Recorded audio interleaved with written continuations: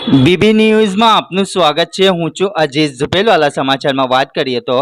વડોદરા શહેરના માંડવી નજરબાગ ખાતે ફેશન શોનું આયોજન કરવામાં આવ્યું હતું। કાર્યક્રમની શરૂઆત મેયર, ડેપ્યુટી મેયર અને ઉપસ્થિત મહેમાનો દ્વારા દીપ પ્રગટાવી કરવામાં આવી હતી। આ પ્રસંગે મુખ્ય મહેમાન પદે પધારેલ વડોદરાના મેયર પિંકીબેન સોની, ડેપ્યુટી મેયર ચિરાગભાઈ બારોટ તેમજ સ્પાર્ક ટુડેના ઓનર અને નજરબાગ મોલના માલિક સહિત અનેક મહાનુભાવોને બુકો આપી સન્માનિત કરવામાં આવ્યા હતા। કાર્યક્રમમાં ઉપસ્થિત મહેમાનોને નજરબાગ પેલેસ મોલના વેપારીઓ દ્વારા ગિફ્ટ આપી સન્માનિત કરવામાં આવ્યા હતા। આ પ્રસંગે મોટી સંખ્યામાં નાગરિકો ઉપસ્થિત રહ્યા હતા। રિપોર્ટ પઠાણ રહીમ ખાન 2024 જે ઇન્ડિયન રોઝીસ ઇવેન્ટ અને જે મોડેલ તરીકે પોતાનું કાર્યક્ષેત્રમાં ખૂબ સફળતા મેળવી છે એવા મિતાલીબેન જ્યારે એક કાર્યક્રમમાં ગયા અને ત્યાં એમને જ્યારે જોયું કે જે દીકરીઓ છે કે જે લોકોને જે સુરભી અંધ સ્કૂલની જે બાલિકાઓ છે, જેમને કેટલીક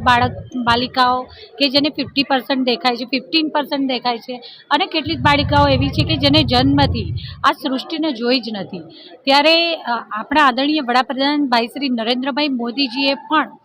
જ્યારે આવા કોઈક ને કોઈક અંગની કોઈક કારણસર ક્ષતિ હોય અને ત્યારે આ લોકોને મળ્યા અને પોતાના સ્વાનુભવે એમને અનુભવ્યું કે જ્યારે ઈશ્વર, જ્યારે ઉપરવાળો કોઈ એક વસ્તુની ક્ષતિ આપે છે ને તો એની સામે એમને અઢળક અનેક બીજી સ્પેશિયલ કંઈક અલગથી જે બીજા લોકોમાં, સામાન્ય લોકોમાં ન હોય એવી શક્તિઓ પણ આપે છે અને એ દિવ્ય શક્તિઓને ખરા અર્થમાં એમણે આ લોકો સાથે મળ્યા ત્યારે અનુભવી અને ત્યારે આદરણીય વડાપ્રધાનશ્રીએ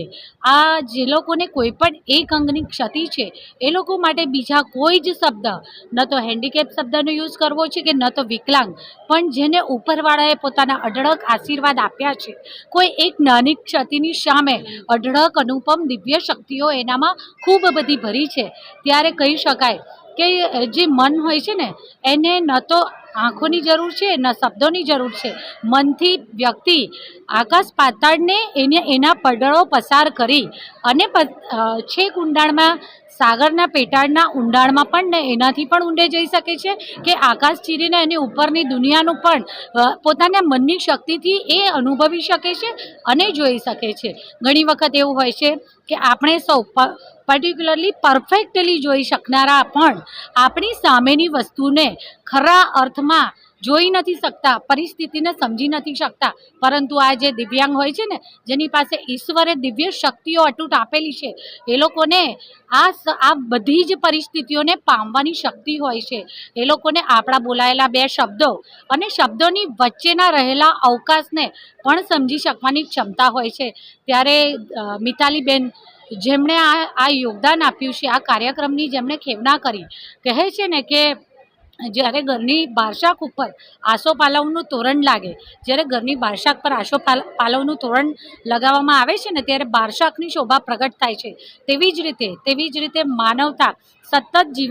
જીવાતા જતા સ્વકેન્દ્રી જીવનમાં જ્યારે પોતાના સ્વકેન્દ્રમાંથી ધ્યાન બીજી બાજુ કરી અને ખરા અર્થમાં માનવતાને મહેકાવતું, લોકોને, દુનિયાને કંઈક આપીએ, ઈશ્વરે જ્યારે આપણને મનુષ્ય તરીકે જન્મ આપ્યો છે ને તો આપણે આપણી ક્ષમતાઓ દ્વારા આપણે આ સૃષ્ટિને, આ વિશ્વને, આ મનુષ્યતાને કંઈક અર્પણ કરીએ, એવી જે શુદ્ધ ભાવના છે, એવી ખરા અર્થમાં માનવતાને મહેકાવી છે એવા મિતાલીબેનને અને આફતાબભાઈને હું ખૂબ ખૂબ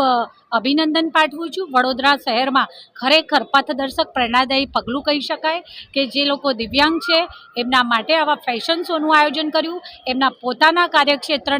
આ બાળકો કેવી રીતે ઓળખે એને પોતાના આત્મા, અંતરાત્માથી જાણે અને પીછાને પોતાના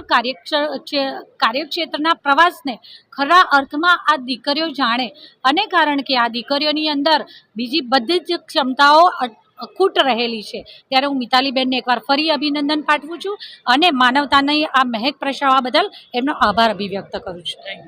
ઘંટી છે તેમને ક્લિક કરો જેથી અપડેટ ન્યૂઝ તમારા સુધી પહોંચી શકે।